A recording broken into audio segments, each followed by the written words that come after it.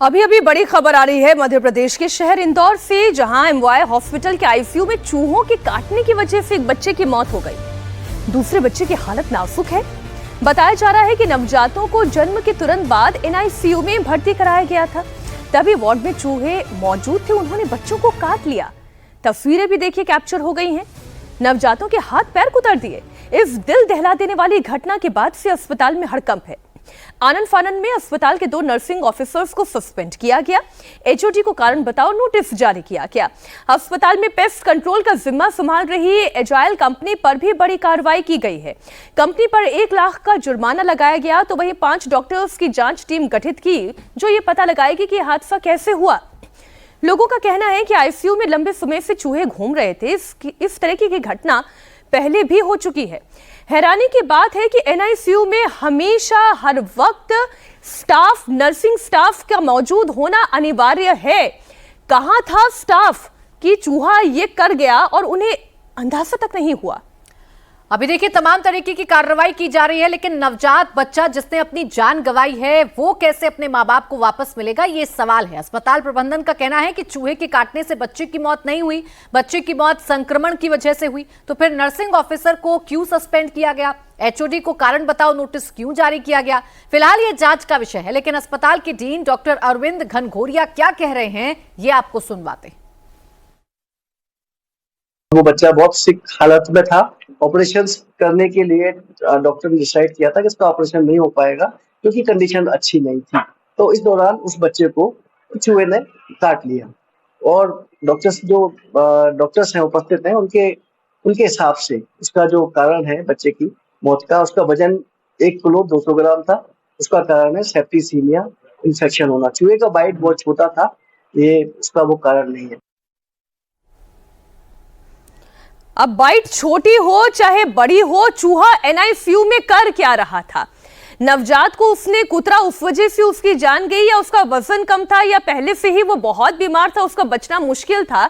ये तमाम बातें जांच का विषय हो सकती हैं, लेकिन सवाल यह है कि एनआईसीयू में इतना मोटा चूहा कर क्या रहा है और नर्सिंग स्टाफ कहां है?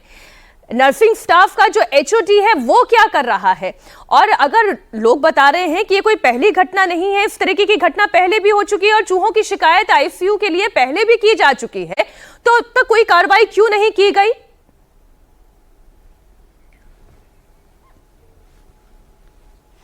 और इस वक्त की बड़ी खबर लखनऊ से, जहां समाजवादी पार्टी के कार्यकर्ताओं को पुलिस ने हिरासत में लिया है। बीजेपी विधायक केतकी सिंह के बयान से समाजवादी पार्टी के कार्यकर्ता नाराज हैं। केतकी सिंह ने अखिलेश यादव पर विवादित बयान दिया था। केतकी सिंह ने कहा था कि अखिलेश यादव सरकारी टोटियों का हिसाब दें, जिससे समाजवादी पार्टी के कार्यकर्ताओं का गुस्सा भड़क उठा और वो सड़क पर आ गए, जिस पर पुलिस ने कार्रवाई करते हुए समाजवादी पार्टी के कार्यकर्ताओं को हिरासत में लिया है। ये तस्वीर भी उसी वक्त की है जब समाजवादी पार्टी के कार्यकर्ता सड़क पर उतरकर केतकी सिंह के बयान का विरोध कर रहे थे, नारेबाजी कर रहे थे, हंगामा कर रहे थे। पुलिस ने समझाने की कोशिश की, लेकिन जब एसपी कार्यकर्ता नहीं माने तो इन्हें हिरासत में लिया गया। आइए मिनाज भाई भाई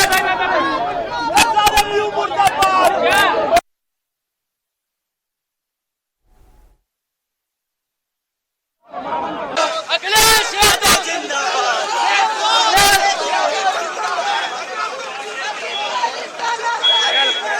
केतकी सिंह की तरफ से अखिलेश यादव पर बयान दिया गया था, टोटियों का हिसाब उनसे मांगा गया था, जिसके बाद समाजवादी पार्टी के कार्यकर्ता भड़क गए, अपनी नाराजगी जाहिर करने के लिए सड़कों पर उतरे और जमकर हंगामा किया गया है।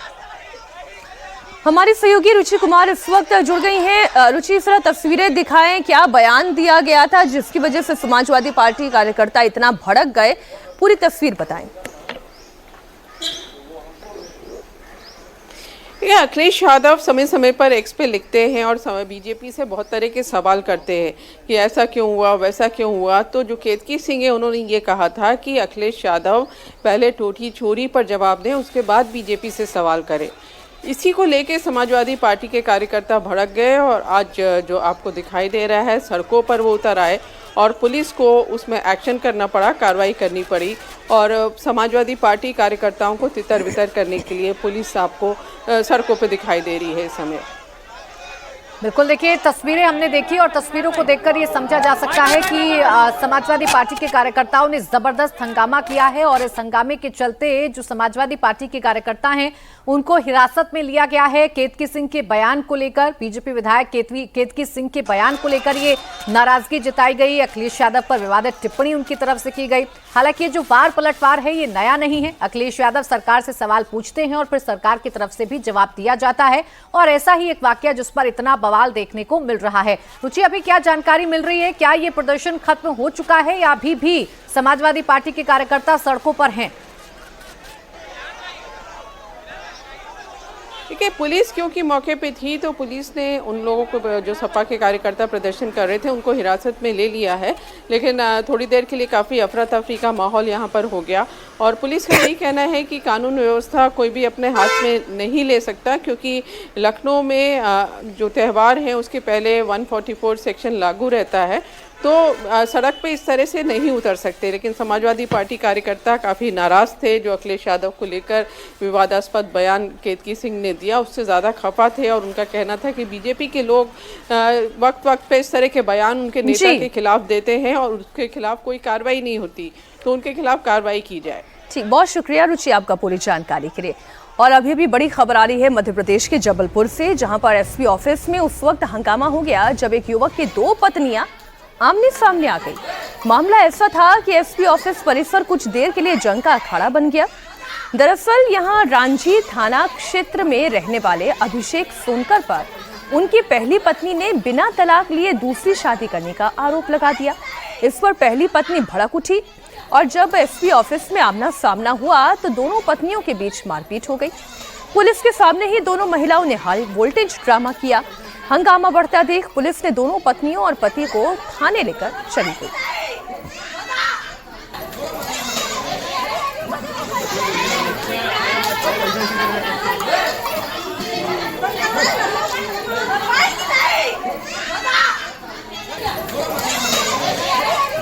ये तस्वीर आप देख रहे हैं मध्य प्रदेश के शहर जबलपुर की और ये एसपी ऑफिस के बाहर का हंगामा है।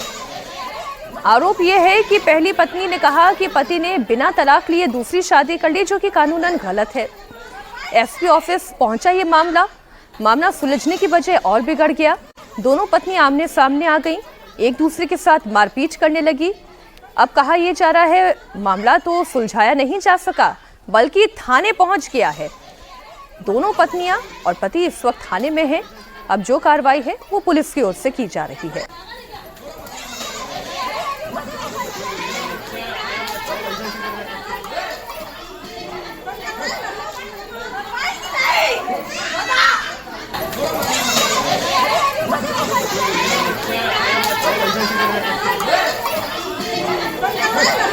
हालांकि बहुत सारी महिलाएं दिख रही हैं, ये समझना थोड़ा मुश्किल हो रहा है पहली पत्नी कौन सी है, दूसरी पत्नी कौन सी है।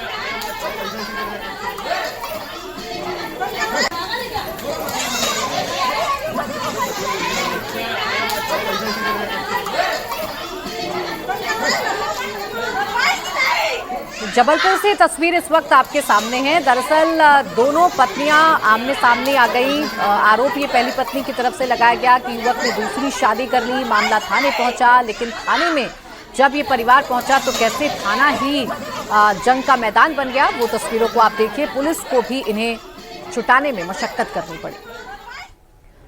और अभी बड़ी खबर एमपी की कटनी से आ रही है, जहां महिलाओं ने जबरदस्त हंगामा किया। महिलाएं जेसीबी के सामने लेट गईं। वन विभाग की टीम अतिक्रमण हटाने पहुंची थी।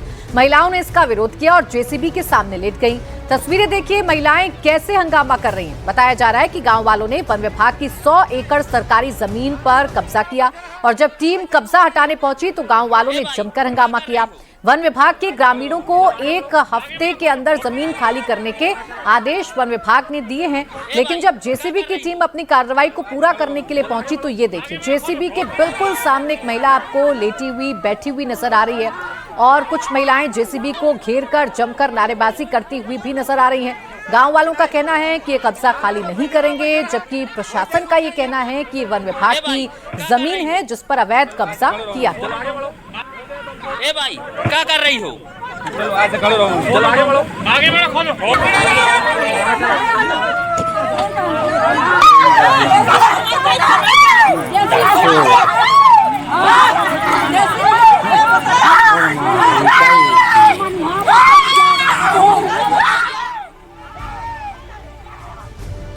और अभी अभी बड़ी खबर आ रही है, अमेरिका से चल रही टेंशन के बीच चीन ने बड़ा शक्ति प्रदर्शन किया है। विक्ट्री डे के मौके पर खुद शी जिनपिंग मौजूद रहे। पुतिन और किम जोंग उन के साथ जिनपिंग ने पूरी दुनिया को, या यूं कहें कि ट्रंप को ताकत दिखाई। बीजिंग में चीन का सबसे बड़ा सैन्य परेड देखने को मिला। विक्ट्री डे के मौके पर चीन ने अपने अत्याधुनिक हथियारों की नुमाइश की। परेड में ज्यादातर अमेरिका विरोधी नेता शामिल हुए। रूस के राष्ट्रपति पुतिन, नॉर्थ कोरिया के राष्ट्रपति किम जोंग उन भी जिनपिंग के साथ विक्ट्री डे परेड में शामिल हुए। कुल मिलाकर ताकत की प्रदर्शनी लगी। अमेरिका और डोनाल्ड ट्रंप के लिए ये प्रदर्शनी चीन ने लगाई थी। अब जरा अलग अलग देशों के राष्ट्राध्यक्षों की तस्वीरें भी आप देखें।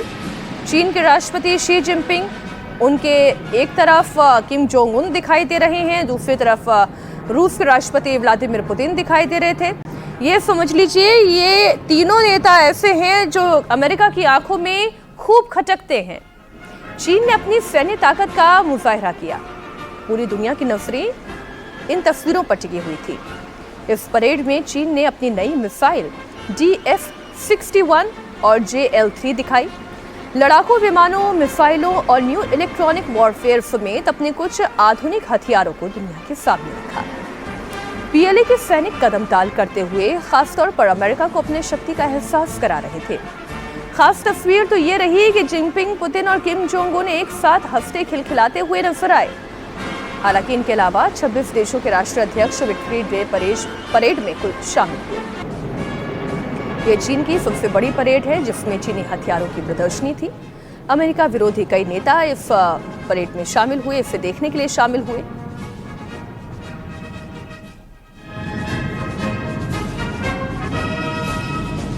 तो ये विक्ट्री परेड की तस्वीरें हैं जहां चाइना ने अपनी शक्ति का एहसास कराया है, जहां चाइना अपने आप को सुपर पावर बताने के लिए अपने हथियारों की प्रदर्शनी कर रहा है। और ये बीजिंग से तस्वीरें सामने आई। न सिर्फ अपने हथियारों की प्रदर्शनी चाइना की तरफ से की गई, बल्कि पुतिन इस दौरान मौजूद रहे, किम जोंग इस दौरान मौजूद रहे और एक संदेश यहां से चाइना ने अमेरिका को देने की कोशिश की है। हालांकि जैसे ये तस्वीरें सामने आई तो एक बार फिर से डोनाल्ड ट्रंप की तरफ से एक रिएक्शन भी सामने आया और ये बताया गया कि आपकी आज़ादी के लिए हमने आपका साथ दिया। लेकिन फिलहाल चाइना से ये जो तस्वीरें सामने आ रही हैं ये बता रही हैं कि कैसे अमेरिका की जो तमाम कोशिशें थी, अमेरिका की जो तमाम मनमानी हैं, उन्हें रोकने के लिए अब कैसे ग्लोबल साउथ एक साथ हो रहा है। तस्वीरें आप देखिए, आपको शी जिनपिंग नजर आ रहे होंगे।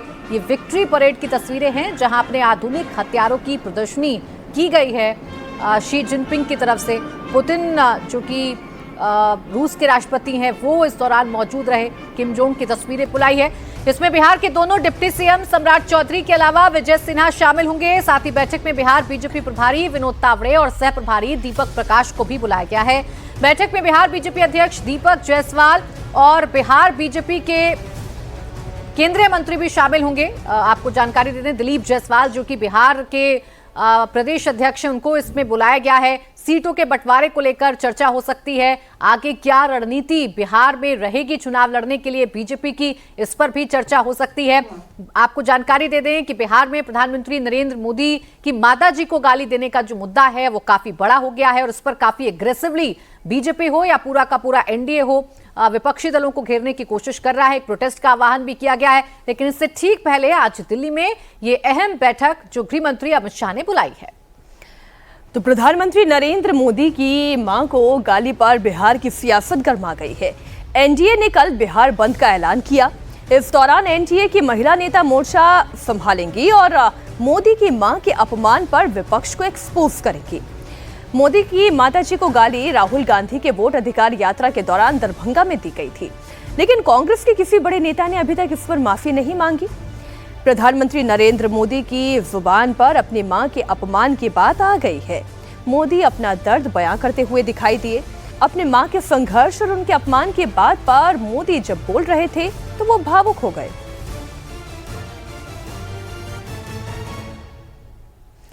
पीएम मोदी जिस कार्यक्रम में अपनी मां को भद्दी भद्दी गालियां दिए जाने का जिक्र कर रहे थे, उसमें बिहार बीजेपी अध्यक्ष दिलीप जायसवाल भी मौजूद थे।